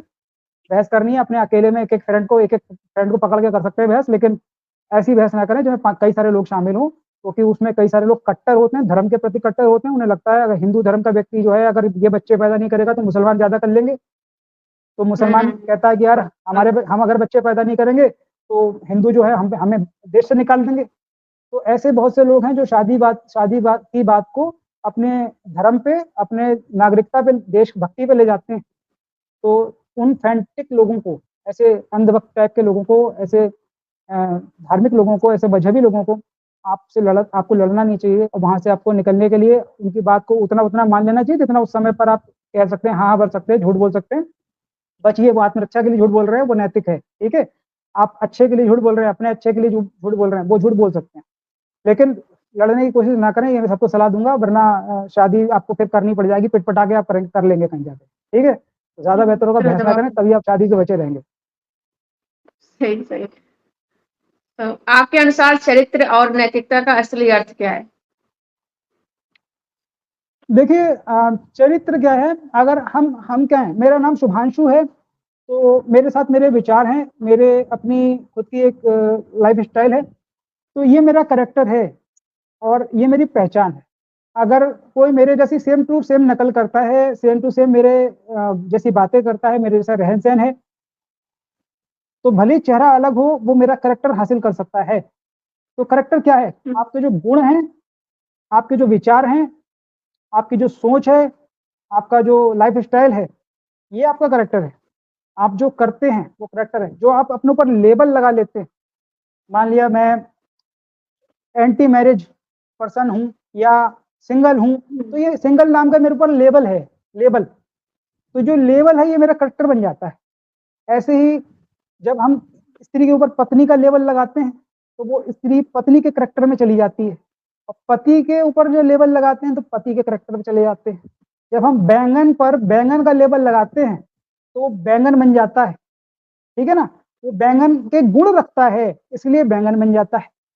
लेकिन किसी देश में हो सकता है बैंगन को ब्रांजिल कहा जाता हो, कहा ही जाता है। हुँ, हुँ। दूसरे देश में कुछ और कहा जाता होगा, ठीक है ना। तो जो करेक्टर होता है वो नाम बदलने से नहीं, लेबल के गुणों पे निर्धारित करता है। हम जो लेबल रख रहे हैं उसका गुण क्या है, उस गुण को अगर हम रखते हैं तो हमारा करेक्टर हो जाता है। और अगर पत्नी का गुण क्या बनाया गया है, पत्नी का गुण बनाया गया है कि वो एक पतिव्रता होगी, वो एक आदमी से ही सेक्स करेगी, उसी से बच्चा पैदा करेगी, उसी के घर के काम करेगी, उसी के साथ रहेगी, उसके साथ वफादार रहेगी, चाहे वो पति गलत ही क्यों ना हो। ठीक है, तो ये करेक्टर ऑटोमेटिकली पत्नी में फीड है, ये धार्मिक किताबों में लिखा हुआ है, 7 वचनों में बताया गया है। तो ये जो करेक्टर है वो बना दिया जाता है, और इस करेक्टर के विरुद्ध आचरण अगर आप करते हैं तो आप उस करेक्टर उसको से बाहर चरित्रहीन निकल कहते जाते हैं। हाँ, तो उसको हैं, चरित्र उसको को छोड़ चरित्रहीन देना कहते हैं। कहते हैं। मतलब भ्रष्ट हो गए आप, कहने का मतलब है आपका चरित्र है बेदाग, नेता का चरित्र आपके पास है, आपने कसम खा रखी है कि हम हमेशा अच्छा काम करेंगे, देश के लिए बढ़िया काम करेंगे, लेकिन आप भ्रष्टाचार में अगर लिप्त हो जाते हैं, आप अगर अपराध करने लगते हैं, आपके ऊपर बहुत सारे केस साबित हो जाते हैं, आपके ऊपर सजा हो जाती है आपको, तो आप करेक्टर से बाहर आ गए, आप एक अच्छे नेता के करेक्टर से बाहर आ गए, यानी चरित्रहीन बन गए। इसीलिए करेक्टर सर्टिफिकेट नाम का एक कानूनन एक सर्टिफिकेट होता है, जो स्कूल कॉलेजों में भी मिलता है और नौकरी के समय भी लेकर के जाना पड़ता है। तो वो जो करेक्टर सर्टिफिकेट है वो आदमी औरत सबका है, हर व्यक्ति का है, वो दूसरे LGBTQ+ वालों को भी चाहिए। तो वो करेक्टर सर्टिफिकेट कौन से करेक्टर का है, सेक्स से करेक्टर नहीं निर्धारित किया जाता है, करेक्टर निर्धारित नहीं, किया समाज जाता में है। ना तो वो कैरेक्टर उसको समझते हैं कि बिना शादी के कोई सेक्स तो नहीं कर लिया, अगर कर उनकी लिया तो नजर उसको में, चरित्रहीन कह देते हैं। उनके चरित्रवान वो है दिमाग जो में मतलब करेक्ट, किसी और शादी, हाँ, किसी और से सेक्स न कर ले, हाँ, ये वो उन्हें बस पत्नी का चरित्र को करेक्टर है सेक्स ना, से जोड़ दें। वो उन्होंने हर चीज में देखिए, पत्नी, माँ, बेटी, 3 करेक्टर उनकी नजर में स्त्री के हैं। ठीक, और चौथा करेक्टर जो है वो इस्तेमाल किया जाता है इन तीनों को नियंत्रण में लेने के लिए, वो है वैश्या, चरित्रहीन। ठीक है, तो इस करेक्टर का इस्तेमाल इन तीनों को, माँ, बेटी, बहन को कंट्रोल करने, डराने के लिए और मुट्ठी में रखने के लिए किया जाता है। तो ये जो चरित्रहीन वाला जो करेक्टर है वो एक्चुअली इसीलिए बनाया गया है ताकि स्त्री फ्रेंड ना बन जाए, दोस्त ना बन जाए किसी पुरुष की। और एक कहावत भी फैला दी गई है कि स्त्री पुरुष दोस्त नहीं हो सकते, तो वो रीजन भी हाँ, यही है, उसके पीछे रीजन यही है कि उनका मतलब यही है, या तो पत्नी बनोगे, पत्नी बनेगी, बहन बनेगी, जैसे कि आपने देखा होगा कि जो भाई नहीं है हाँ, उसको भी राखी बांध के भाई बना लिया जाता है। यहाँ तक कि 2 लोग अगर शादी करना चाहते हैं तो उनके बीच में शादी तोड़वाने के लिए राखी बंधवा दी जाती है, तो भाई स्वीकार है। हाँ, ठीक है, और जो आदमी बड़ी उम्र का है, छोटी लड़की को लेकर के जाना चाहता है किसी मदद के लिए, कोई हेल्प करना चाहता है, तो वो उसे क्या कहता है, बेटी, बेटी कह देता है। ठीक, तो बेटी भी स्वीकार हो गया। ठीक, अब पत्नी हर कोई नहीं स्वीकार करता, पत्नी के लिए एक पूरा नियमावली है, व्यवस्था है, सिर्फ पत्नी में वो स्वीकार किया जा सकता है, कर सकती है महिला। तो पत्नी में आपको मालूम होना चाहिए, एक कुंवारी स्त्री जिसने किसी पुरुष को छुआ ना हो, देखा ना हो, जिसकी उम्र कम हो, जिसे कहते हैं 18 साल की लड़की ही मैक्सिमम उन्हें, मतलब कानूनन अब 18 हो गया ना, पहले तो बाल विवाह 12-13 साल की उम्र में हो जाता था। तो अंदर से सबको इच्छा वही है, मेरे बाप दादा वाली बात को मैं मानूंगा, लेकिन कानून के डर से अब 18 ही पकड़ लिया गया है, चाहे पढ़ाई की हो लड़की ने, पढ़ाई या नहीं की हो, उसकी शादी करवा दी जाती है, तो ये चीज हो जाती है। दूसरा, वो आपको पता ही है कि शादी जब करने के लिए जब जाते हैं तो लड़की के कौन कौन सी चीजें मांगी जाती हैं, कि लड़की को क्या क्या आना चाहिए। ठीक है ना, तो उसके लिए तैयार किया जाता है। तो जो हमारा जो करेक्टर है, जो हमारा करेक्टर है, इसको इन तीन तीन रिश्तों में बांट दिया गया है, चौथा रिश्ता नहीं है, चौथा एक गाली है, और वो गाली बनाई गई है जबकि है नहीं गाली। इंसान अगर जो भी अपनी इच्छा से कर रहा है वो सम्मानजनक है, उसे सम्मान से देखा जाना चाहिए, और अगर कुछ भी उसके साथ जबरदस्ती गलत किया जा रहा है उसको अपमान से देखा जाना चाहिए, और वो गलत होना चाहिए। तो अगर ध्यान से देखा जाए, नैतिकता, जो नैतिकता लोग ये का कहते अर्थ हैं, क्या है आपके पास?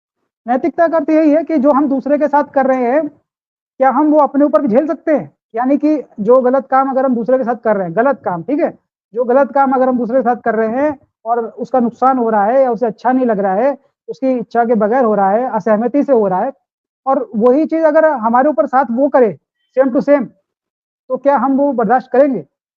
क्या हम उस चीज को महसूस कर सकते? गोल्डन रूल होता है कि जो जो हम अपने साथ चाहते हैं वही दूसरे के साथ करें।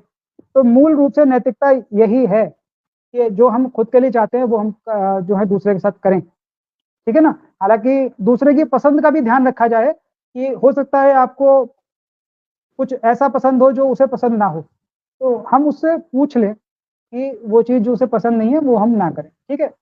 तो इस तरीके से हम जो है नैतिकता को निर्धारित कर सकते हैं कि अगर हम किसी का मतलब किसी का नुकसान करके हम अपना भला नहीं करेंगे। इसे कहते हैं स्वार्थ, वो वाला स्वार्थ जो खुद के लिए कर रहे हैं। स्वार्थ तो हर चीज़ में है, जैसे कि हम साँस भी ले रहे हैं तो ज़िंदा रहने के लिए ले रहे हैं। हम कोई भी काम कर रहे हैं वो पैसे कमाने के लिए या अपनी बात को आगे बढ़ाने के लिए कर रहे हैं। तो स्वार्थ तो होता है, लेकिन निस्वार्थ भाव से जो हम कर सकते हैं वो हम नैतिक नैतिक कार्य कर सकते हैं, जिनमें हम ये कह सकते हैं कि हमने किसी का बुरा नहीं चाहा, किसी के सिर पे पैर रख कर के अपना सीढ़ी नहीं बनाई। तो हमें नैतिकता में ये ध्यान रखना चाहिए कि हम जितने भी जिस किसी के साथ जो व्यवहार कर रहे हैं, वो अपने साथ करना पसंद है या नहीं है, तो ये मूल मंत्र है। बाकी चीज़ें और ऐड कर सकते हैं उसके लिए चर्चा करके बात करके देखा जा सकता है कि नैतिक क्या है और क्या नैतिक अनैतिक है, ठीक है? वही किसी निर्दोष को नुकसान नहीं पहुँचाना, अगर निर्दोष को नुकसान पहुँचा रहे हैं तो वो अनैतिक है। बिल्कुल। तो हाँ, लिव इन रिलेशनशिप के बारे में आप क्या सोचते हैं? आपको क्या लगता है शादी का ऑप्शन हो सकता है? या आप इसे शादी से बेहतर मानते हैं या फिर शादी से ज़्यादा खराब मानते हैं लिव इन को? देखिए लिव इन रिलेशनशिप शादी का जो 1 दिन का या 4-5 दिन का जो कार्यक्रम होता है ना, उसे हटा हुँ, दीजिए, लिव इन रिलेशनशिप तैयार हो गया। सही है? लिव इन रिलेशनशिप वाले बच्चे भी पैदा कर रहे हैं, परिवार भी बना रहे हैं, अपनी पत्नी ही बताते हैं पड़ोसी को कि मेरी पत्नी है और पत्नी भी अपने पति को बता मतलब जो अपने साथ रह रहा जो आदमी है, उससे कहती है ये मेरा पति ही है। तो अगर देखा जाए तो वो पति-पत्नी की तरह ही रह रहे हैं और इसमें एक समस्या है। जब लिव इन रिलेशनशिप में जाते हैं तो परमानेंटली चले जाते हैं, फिर वापस अपने घर नहीं आते और वापस अपने घर नहीं आते तो घरवाले जो हैं वो ढूँढ रहे होते हैं पीछे से, कहाँ गई? उसके पीछे लगे होते हुँ, हैं और अगर लड़का भी अपना घर छोड़ के भागा है तो उसके घरवाले भी लगे होते हैं। तो उनकी ज़िंदगी अच्छी तो नहीं होती है। पहली चीज़ तो बाहर निकलने पे अच्छी नहीं होती, मास्क लगा के घूमना पड़ेगा, भेष बदल के घूमना पड़ेगा। उन्हें अपने अपराधी जैसा फ़ील होगा कि कोई घरवाला कोई देख ले तो मार देगा, जान से मार देगा। तो ये हो गया एक चीज़। दूसरा दूसरा वही सब बातें जो एक घर में रहते-रहते शादीशुदा ज़िंदगी में होने लगती हैं। पत्नी वापस नहीं जा पाती है, लिव इन में भी वही हो रहा है, नहीं तो उसमें पत्नी तो वापस ये नहीं है ना कि तलाक का प्रोसेस वगैरह कुछ नहीं है, तो उसमें आसानी से निकला जा सकता हाँ, है। हाँ, बस इसलिए इतना ही फ़ायदा है। लिव इन को सही बस बताते हैं। इतना ही फ़ायदा हुँ, है कि जाते समय अगर ऑप्शन है जाने का, ऐसा नहीं है अगर लड़की के पास ऑप्शन नहीं है जाने का, घर नहीं है, तो एलिमनी भी नहीं मिलेगी वहाँ पे, ठीक है ना? लड़का जो है किसी भी समय छोड़ सकता है और घर पे आप जाने के लिए कोई रास्ता नहीं बचा, घर से आप छोड़ चुके हैं और किसी ना किसी को पता चल ही जाता है कि आप कहीं रह रहे हैं किसी के साथ, पीछा करवा लेते हैं या पड़ोसी-वड़ोसी घर में आके फूँक देते हैं बात। तो उस रिलेशनशिप में सिर्फ़ इतना फ़ायदा है, बाकी सब पति-पत्नी जैसा रहेगा वहाँ, केवल इतना फ़ायदा है जब अलग होना है, तो कोई पुलिस आकर के, कोर्ट आकर के आपको सम्मन नहीं देने आएगी। ये आप जो है तलाक लेके ही जा सकते हैं, बिना तलाक के आप कुछ नहीं कर सकते। बस इतना ही फ़ायदा है और कुछ नहीं है।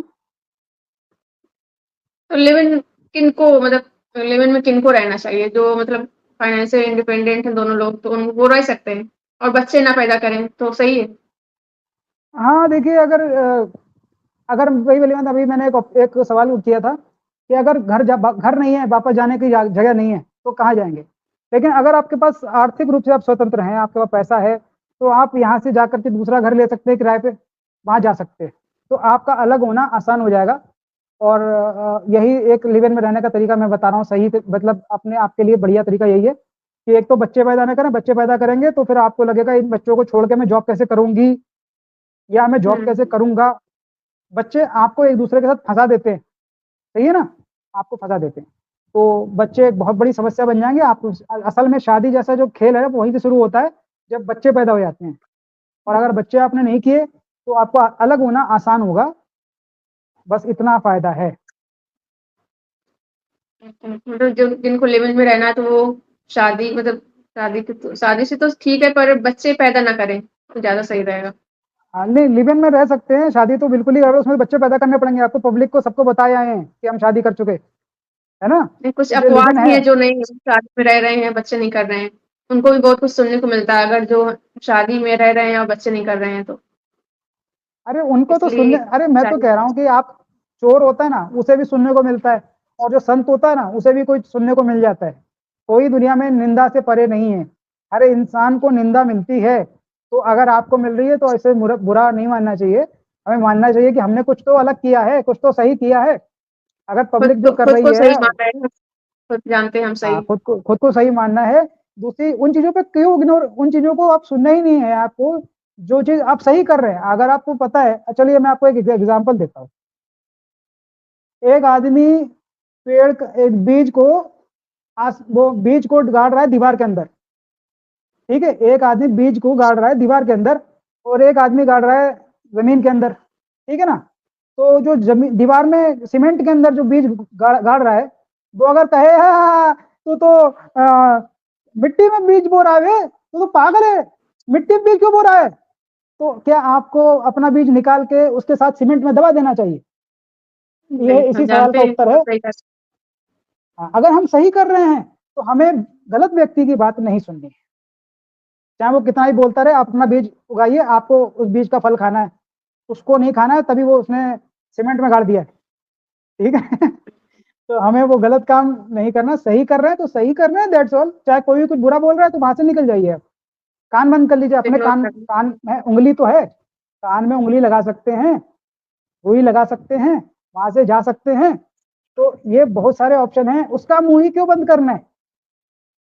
उसका भी हक है, बोलने दो। और जिन लोगों की नई-नई शादी हुई है, उनको आप क्या सलाह देना चाहेंगे? क्या उन्हें बच्चे पैदा करने चाहिए या नहीं करने चाहिए? जिनकी शादी हो देखिए चुकी है। देखिए, जिनकी शादी हो चुकी है, नई नई शादी है, उनको तो पहले धन्यवाद देना चाहूंगा कि उन्होंने हमारे लिए नए सब्जेक्ट पैदा कर दिए हैं, कि अब आने वाले समय में कुछ खबरें अखबार वगैरह में छपेंगी, जिनमें जिन्हें बताया जाएगा कि आपकी शादी कितनी सफल रही है। तो उनसे देख करके हम सीखेंगे कि हमारी बात सही थी, गलत थी। अगर गलत मिले तो बहुत अच्छा लगेगा कि ऐसी कोई खबर आ गई अखबार में जिसमें दो स्त्री पुरुष बहुत खुश हैं, साथ में बहुत खुश हैं, मजे में हैं। ऐसी कोई खबर जिस दिन आएगी अखबार में, उस दिन हम समझ जाएंगे कि शायद शादी सफल हो सकती है कुछ लोगों के लिए। तो उन लोगों से मैं यही कहूंगा कि कम से कम बच्चा अभी ना करें, करीब 7-8 साल तक अभी ना बच्चा ना करें, करें। कभी ना करें। अभी ना करें, कभी ना देखिए, करें। जो लोग बच्चे करने के लिए मरे जा रहे हैं उनको तो मैं यही कहूंगा 7 साल तक ना करें। ठीक है, ताकि उन्हें तब तक समझ में आ जाए कि बच्चा क्यों नहीं करना चाहिए, पता चल जाएगा। और अगर जिन्हें जिन्हें सच में, अगर जिनमें सच में 100% फूल प्रूफ खुशी वाली लाइफ चाहिए, तो वो बच्चे पैदा ना करें, क्योंकि बच्चे पैदा करने के बाद आप फंस जाते हैं। असली ट्रैप वहीं से शुरू हो जाता है, क्योंकि तब आपके सामने एक मासूम जीव होता है जिसे आप ऐसे ही छोड़ नहीं सकते, मरने के लिए कुत्ते खा जाए उन्हें, ऐसी दशा में नहीं छोड़ सकते। अगर एक बार पैदा हो गए तो फिर आप हमेशा के लिए उस ट्रैप में फंस जाएंगे, चाहे आपका पति या पत्नी कितनी भी खराब हो, आप वहां से नहीं निकल पाएंगे, बहुत बुरे फंस जाएंगे। तो बेहतर होगा कि आप कई साल तक इसको जांचें परखें, और अगर बच्चा पैदा करने का प्लान बना ही चुके हैं तो उसे इतने साल तक तो टाल दें, ताकि एक दूसरे को अच्छे से समझ जाएं, ताकि उसके बाद जब झेला जाए तो वो इतना बुरा ना हो। तो शादी के बिना भी क्या परिवार जैसा एक सहयोगी नेटवर्क बनाया जा सकता है? जैसे शादी होती है तो लोगों का परिवार बन जाता है। तो बिना शादी के क्या देखिए ऐसा हो सकता है कि फैमिली जैसा बन सके हमारे पास भी कुछ हो ऐसा? देखिए जो शादी होती है उसमें व्यक्ति मजबूर है। हमारे साथ जो आदमी है, औरत है, वो मजबूर है, स्त्री जो है वो मजबूर है। बच्चे भी अगर हमारे घर में पैदा हुए हैं तो वो भी मजबूर हैं कि वो जाएंगे कहाँ, तो हमारे साथ रहते हैं। ठीक है ना। लेकिन जब हम ऐसी जगह पे रहते हैं जहाँ किसी की पत्नी नहीं है, किसी के बच्चे नहीं है, हुँ, तो वो जो लोग होते हैं, वो सभी लोग एक दूसरे के साथ फ्रेंडली हो सकते हैं। जब घर से बाहर निकलेंगे तो वो आपस में मिलेंगे, एक दूसरे के आसपास दिखेंगे। तो किसी को अगर कोई ज़रूरत है, किसी को कोई मदद चाहिए, तो वो मदद जो है कोई व्यक्ति इसलिए कर सकता है क्योंकि उसे भी कभी मदद की ज़रूरत होती है। तो ये सहयोग की भावना इंसान के अंदर शुरुआत से है कि मैं किसी की मदद करूँगा तो वो मेरी भी करेगा। तो इस सहयोग की भावना के लिए शादी मुझे समझ में कहीं से नहीं आती, क्योंकि शादी जो होती है उसमें से आप कौन सा सहयोग कर लेगा? जो जो आप महिला ऐसी लेके आए हैं, जिसे जो पढ़ी लिखी भी नहीं है, ऐसी महिला लेके आए हैं जो घर में खाना बनाने के अलावा कोई काम नहीं जानती, जो जॉब भी नहीं करती। तो अगर आदमी है तो महिला आपको कोई बहुत बड़ा सहयोग तो नहीं कर पाएगी, और अगर पुरुष हैं तो आप तो जॉब कर रहे हैं, 24 घंटे बाहर रहते हैं, तो महिला का क्या सहयोग करेंगे? ठीक है ना? तो जो सहयोग होता है सिर्फ संडे को होता है। संडे को सहयोग होता है कि आज मैं थोड़ा-सा ये पोछा लगा देता हूँ, तुम झाड़ू लगा देना, ये सहयोग होता है 1 दिन, महीने में 4 दिन सहयोग होता है। तो इस सहयोग से आप ज़रूर छूट जाते हैं, लेकिन फिर आपके पास आता है आत्मनिर्भरता। आप खुद अपने सारे काम करना सीख जाते हैं, सहयोग की पहले तो आवश्यकता कम से कम रह जाती है और रह जाता है सामाजिक सहयोग। तो अगर आपको परेशानी आती है तो देखो समाज में पहले से ही व्यवस्था करी हुई है कि 112 मिला दिया, एक इमरजेंसी नंबर है, ये पुलिस का नंबर नहीं है, ठीक है? पुलिस इसमें शामिल है, इसमें अस्पताल भी शामिल है, इसमें काउंसलिंग भी शामिल है। आपको हर तरह की इलाज, डॉक्टर और इस सब की व्यवस्था इमरजेंसी नंबर है। आपको अगर तुरंत सहायता चाहिए तो 112 नंबर मिला करके आप तुरंत सहायता सरकार से ले सकते हैं। बाय चांस सरकार की तरफ से कोई सेवा नहीं होती, मदद नहीं मिलती है, तो भी आपके आस-पास जो लोग होते हैं, वो आपके सहयोग कर सकते हैं। आप उनके फ़ोन नंबर रखिए अपने पास या घर से निकल कर भी खटखटा सकते हैं दरवाज़ा। तो सहयोग तो आपको कोई भी कर सकता है, उस समय भी कर सकता है जब शादी करे हुए हैं और शादी नहीं करे हुए हैं तब भी। सहयोग की आवश्यकता हमेशा रहती है और ये सहयोग वाला नेटवर्क आपको मिल सकता है। को हाउसिंग सोसाइटी जैसी कुछ ऐसी सोसाइटी बन चुकी हैं, जहाँ पर लोग जो हुँ। हैं बिना शादी-ब्याह के ही एक-दूसरे की मदद करते हैं क्योंकि अब एक-दूसरे की मदद नहीं करेंगे तो कौन करेगा, ठीक है? तो हम पहले तो ऑप्शन दें कि लोग हमारी मदद करें, तो उसके लिए पहली चीज़ तो ये है कि शादी जैसी चीज़ ना करें ताकि कल को बाहर वाला व्यक्ति कहेगा अपनी बीवी से मदद लेना, मैं क्यों करूँ तेरी हुँ, मदद? हुँ। पति से मदद लेना, मैं क्यों करूँ तेरी मदद? हाँ, तो अगर आप अकेले हैं, तो ऑटोमैटिकली अगला व्यक्ति आपकी हेल्प करने के लिए उत्सुक हो जाएगा। ये सोचेगा कि अगर मैंने इसे मना कर दिया तो इसके पास और कौन है? और कल को अगर ज़रूरत पड़ी, तो ये मेरी भी कर देगा। तो इसी तरीके से फ्रेंडशिप हो जाती है, हर व्यक्ति से फ्रेंडशिप हो जाती है, सहयोग से ही फ्रेंडशिप होती है। तो सहयोग जो है ये ऑटोमैटिकली आपके दिमाग में कोडेड है और ये सहयोग ऑटोमैटिक होने लग जाएगा। जब आप स्वार्थ से निकल जाएँगे, पारिवारिक स्वार्थ से निकल जाएँगे, तो सामाजिक सहयोग शुरू हो जाएगा।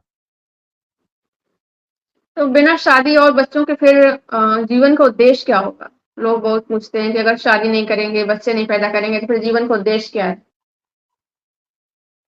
जो लोग शादी किए हुए हैं, उनका अगर हम अंत देखें, तो उनके जीवन का उद्देश्य ये है कि वो या तो वृद्धाश्रम में जाना चाहते हैं या उनके बच्चे उन्हें घर से बाहर सड़क पे फेंक दें और वो सड़कों पे तड़प के मर जाएँ, ये उनका जीवन का उद्देश्य नज़र आ रहा है। और जीवन का उद्देश्य हमारा ऐसा नहीं है। हमारा उद्देश्य है कि हम अपने जीवन में अपने घर में ही रहें और अपनी इच्छा से जिएँ और अगर परेशानी हो तो हम किसी सहयोग सहयोग करने वाली संस्था या लोगों के सहयोग के वाले संस्था या समूह में शामिल हो जाएँ या खुद वृद्धाश्रम चले जाएँ। ऐसा कुछ होना चाहिए या अपने कोई अन्य उपाय जिससे हम अपने कष्टों से मुक्ति पा सकें, ऐसा कोई उपाय हम निकाल सकें। तो मैं ये नहीं मानता कि ये जो लोग कह रहे हैं शादी उनका बचपन बच्चे उनका उद्देश्य है। जो 20 साल उम्र तक 25 साल की उम्र तक वो लोग नौकरी नौकरी से पहले पढ़ाई-लिखाई करते हैं, तब उनके जीवन का उद्देश्य शादी और बच्चे नहीं होता। उस समय उनका हुँ। उद्देश्य क्या होता है? जीवन का आनंद लेना, पढ़ना-लिखना, अपना करियर बनाना ही उनका उद्देश्य होता है। और करियर बनने के बाद भी वो करते क्या हैं? घर में रहकर वही सब तो करते हैं, जो उससे पहले कर रहे थे। शादी करने से और जीवन का उद्देश्य कहाँ बदल गया मेरी समझ में तो ये नहीं आया। और जो उद्देश्य मुझे नहीं, नज़र आ उसका रहा है वो उद्देश्य यही है ना प्रैक्टिकली कि उनका उद्देश्य यही है कि बीवी को मतलब अपने बच्चे को बड़ा करना, पढ़ाना-लिखाना, बस यही उद्देश्य है उनका। ये मेरा सवाल ये है नहीं कि वो जो शादी नहीं कर रहे हैं, जिनके बच्चे नहीं हैं, तो वो क्या करें अपनी लाइफ़ में? ये सवाल है। नहीं, देखो उद्देश्य तो पहले वो उनका उद्देश्य एक्चुअली वो रियल उद्देश्य नहीं है, वो कर्तव्य के रूप में ऊपर से थोपा गया है, ठीक है ना? क्योंकि हुँ। उनका वो एक्चुअली वो बता नहीं पा रहे हैं वो उद्देश्य क्यों है, ठीक है? वो उद्देश्य क्यों है रीज़न नहीं दे पा रहे। परंपरा और निभा रहे जिनके हैं स एक तरह से। हुँ। परंपरा है हाँ, एक तो तरह मैं ये वो कहना निभा चाह रहे हैं बस, परंपरा अच्छा लगता हाँ, है। बिल्कुल कर्तव्य और परंपरा निभा रहे हैं, वो ये बात गलत है कि उन्हें अच्छा लग रहा, पसंद है, ऐसा कुछ नहीं है।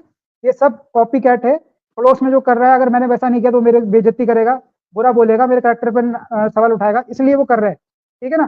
तो ये उद्देश्य कतई भी नहीं हो सकता। किसी भी व्यक्ति से पूछना बच्चे पैदा करने का उद्देश्य क्या है? तो कोई ढंग का आंसर नहीं आएगा, सारे आंसर ऐसे ही आएँगे घुमा-फिरा के और बच्चों से यही पूछोगे आएगा कि माता-पिता बुढ़ापे बुढ़ापे का सहारा है, बुढ़ापे का सहारा बच्चा होगा, यही ज़्यादातर आंसर बुढ़ापे का रहते हैं। सहारा जो बच्चे पैदा नहीं बुढ़ापे का करेंगे सहारा उनके उनका क्या होगा? बुढ़ापे का सहारा कौन बनेगा? इसका जवाब बुढ़ापे दीजिए में आप। सहारा मैं पहले देखना ये चाहता हूँ कि बुढ़ापे में सहारा कैसा मिलता है मुझे देखना है। मुझे किसी ऐसे व्यक्ति को देखना है जिसमें बुढ़ा बच्चे बच्चे उनके जो बच्चे हैं, रियल बच्चे, पोता-पोती नहीं। मुझे रियल बच्चे देखने हैं, कि उनका सहारा बन कर के उनकी लाठी पकड़ के चल रहे हैं, मुझे देखना है। नहीं, कई क्योंकि सारे मैं हैं, देखने को मिलता है बच्चे सहारा बनते हैं, सेवा करते हैं। माँ-बाप की? नहीं, वो सेवा करते हैं, वो इसलिए करते हैं, देखिए ऐसा है या तो उनके घर वालों के पास या तो बहुत सारा पैसा होगा, कि वसीयत मुझे दे जाएँ, ठीक है ना? मुझे वसीयत दे लालच नहीं जाएँ, करते हैं। या पड़ोस में आस-पड़ोस इतना ज़्यादा देख चुके होते हैं उन लोगों को, उन्हें लगता है कि यार मेरी नैतिक बेइज़्ज़ती हो जाएगी, कि अपने माता-पिता की हुँ, बेइज़्ज़ती मतलब के साथ गलत किया तो उनकी बेइज़्ज़ती हो जाएगी। तो असल में यही 2 कुछ कारण दिखते हैं, बाकी स्नेह वाली बात है, किसी का माइंड कैसा है, वो जो कर रहे हैं वो अपनी खुशी से कर रहे हैं, मैं उनमें कोई भी आपत्ति नहीं दर्ज कर सकता। उन्हें अच्छा लग रहा है तो अच्छा लगे, उनकी मर्ज़ी है। लेकिन बेसिकली जो काम हो रहे हैं वो सब दबाव में हो रहे हैं। माता-पिता की सेवा भी दबाव में हो रही है या लालच में हो रही है, कि अगर मैंने सेवा नहीं की तो मेरी बदनामी होगी। और अभी एक कानून भी बन गया है, इसमें लिखा है कि जो लड़के-लड़कियाँ जो सक्षम लड़के-लड़कियाँ हैं, वो अपने बुजुर्गों, माता-पिताओं की अगर सेवा नहीं करते, उनकी देखभाल नहीं करते, तो उन्हें कानूनन अपराधी घोषित करके सज़ा दी जाएगी, ठीक है? तो अब तो जो लोग ये बात जान गए हैं, वो भी इस दबाव पे सेवा कर रहे होंगे, सही है ना? लेकिन हकीकत यही है कि कंट्रोल उनके ही हाथ में है, वो आपको धीमा ज़हर देके मार भी सकते हैं। आप जल्दी मर जाओ तो सेवा करने का काम खत्म हो जाएगा और किसी को ना पता भी नहीं चलेगा, ठीक? तो सबसे बड़ा रिस्क तो अपने बच्चों से ही इंसान को होता है। और दूसरी बात जो सेवा वाली बात है, वो आप पहले इसको देखें, बारीकी से देखें कि शादी की उम्र जो है 21 साल है लड़कों की, 18 साल लड़कियों की है। तो इस उम्र में शादी कर ली है, मान ली 21 में लड़के-लड़कियों ने शादी कर ली, 21 और 18, ठीक? इस शादी में बच्चे हो जाते हैं, 1 साल में, 2 साल में बच्चे हो जाते हैं लोगों के। अब 1-2 साल में जो बच्चा हो जाता है, वो जब आप मान लिया 70-80 साल की उम्र तक जीते हैं लोग आजकल, तो इस उम्र तक जो आपका जो वो लड़का-लड़की होंगे, लड़की तो वैसे ही आप शादी करके भगा देते हैं, उसे घर से निकाल देते हैं। जो लड़का है, वो 50 साल का होगा, ज़्यादा भी हो सकता है। हुँ, वो तो तो 50 साल का लड़का जो आपके बुढ़ापे में होगा ना, वो खुद लाठी टेक रहा होगा, उसके खुद जो बच्चे होंगे छोटे-छोटे, वो उसे पानी ला-ला के दे रहे उससे होंगे। उससे सेवा की उम्मीद करते हैं। हाँ, तो मुझे लगता नहीं है कि ये 70 साल का आदमी 50 साल के आदमी से ही सेवा करवाएगा। तो ये तो पहली बात तो साफ सीधा झूठ है कि अपने बच्चों से वो सेवा नहीं ले पाएगा कभी, वो करेगा ही नहीं। वो खुद मोटा हाथी या पतला सूखा होकर के, कुछ भी होकर के, वो आराम से कहीं बैठ जाएगा, अपना आलस में बैठ जाएगा, कहेगा कि मेरे बच्चे हैं, मेरी पत्नी है, मैं अपनी सेवा कराऊँ या इनकी करूँ? तो वो अपनी पत्नी और बच्चों को भले ही उनके काम में लगा दे, उनकी सेवा में लगा दें, लेकिन आप खुद नहीं करेगा लड़का सेवा। तो यही वजह है कि वृद्धाश्रम इतने ज़्यादा खुल रहे हैं और इस बात का प्रमाण भी अखबार में खबरें भी आ रही हैं कि क्या व्यवहार चल रहा है बुजुर्गों के साथ उनके बच्चों का। तो बुढ़ापे में जो लाठी बनने की बात है ना, वो लाठी उनके हाथ में होगी, बच्चों के हाथ में होगी लाठी, आपके हाथ में नहीं होगी। तो वे उस टाइप की बुढ़ापे वाली लाठी बनने के खतरे ज़्यादा हैं, बहुत कम चांस हैं, जुआ है। शादी जैसे सफल हो जाती है, इसका जुआ है, वैसे ही आपके बच्चे आपकी सेवा करेंगे, ये भी एक सपना है, ये एक थ्योरी है कि अगर हो जाती है तो बहुत अच्छा और नहीं हो जाती है इसके चांस बहुत ज़्यादा हैं। तो जैसे अ, आप वृद्धाश्रम को सही मानते हैं कि गलत? आपको लगता है कि वृद्धाश्रम ज़्यादा से ज़्यादा खुलने चाहिए और जो शादी नहीं देख किए हैं, बच्चे नहीं किए, वो बुढ़ापे में वृद्धाश्रम जा सकते हैं, उनके लिए ऑप्शन कैसा रहेगा? देखिए ऑप्शन तो ये सही है, अब हम तो बूढ़े हुए नहीं हैं, वृद्धाश्रम में रहे नहीं हैं, तो 100% वहाँ का माहौल नहीं जानते।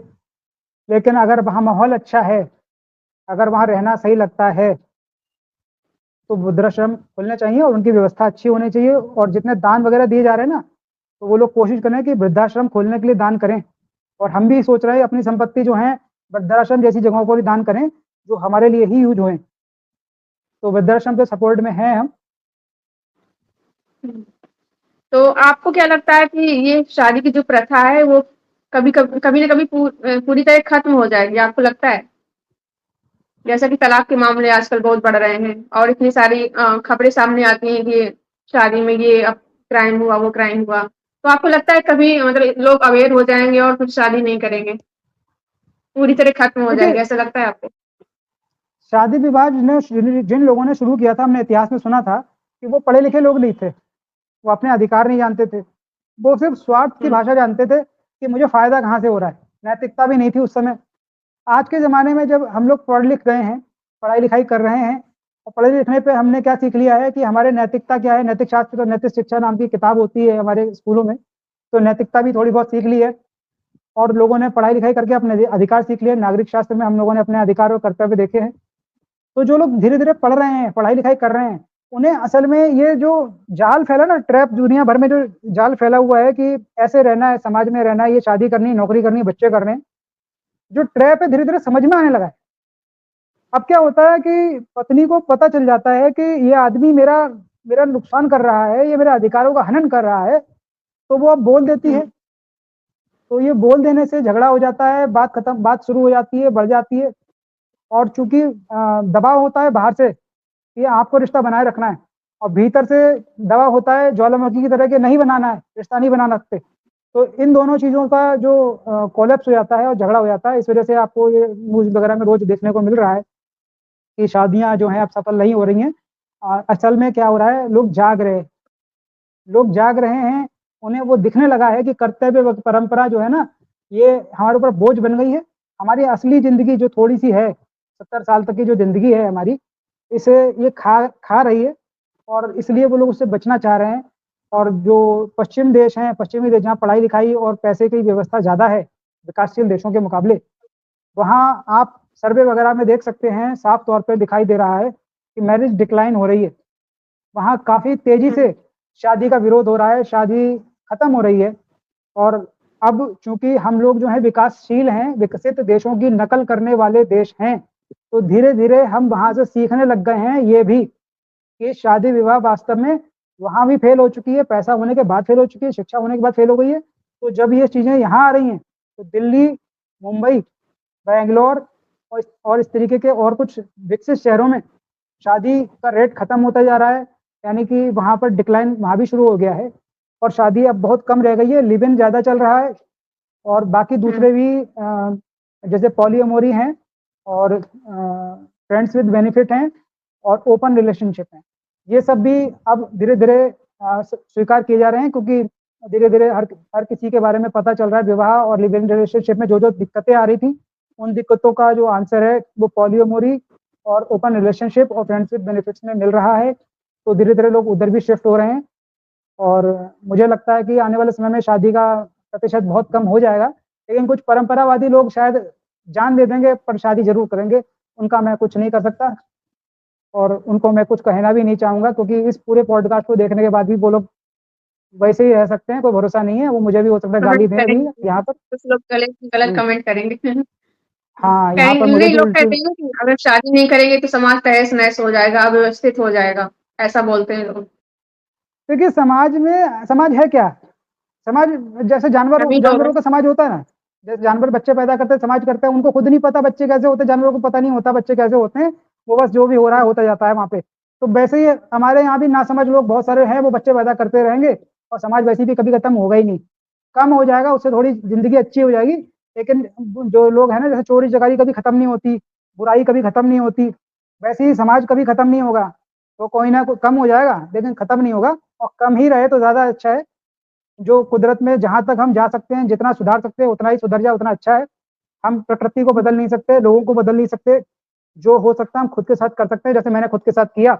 और मैं किसी से ये नहीं कहूँगा कि मेरी बात मानो, मैंने जो बताया है वो समझो, उसको प्रैक्टिकली चेक करो, जाँचो, परखो, और उसके बाद जो सही लगे वो करो।